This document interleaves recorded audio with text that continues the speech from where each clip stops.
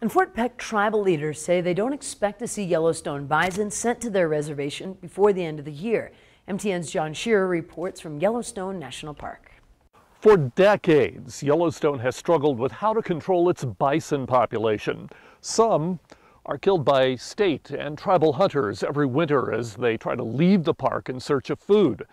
But hundreds others are captured and sent to slaughter. This has led tribal officials and even former Montana Governor Brian Schweitzer to attempt to relocate some of the animals to Fort Peck tribal lands.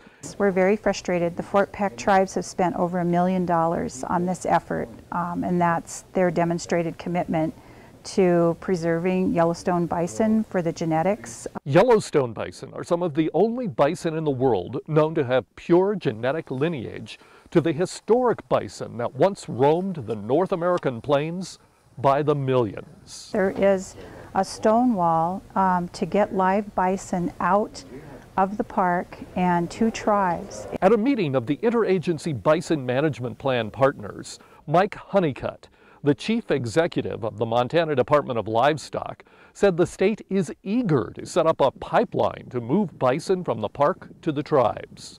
But it wants to make sure all federal requirements are met. Tribal officials claim those requirements keep changing. We've heard from some local sources that those animals have been in quarantine long enough that they can be certified disease-free by the state of Montana and allowed to enter the state legally.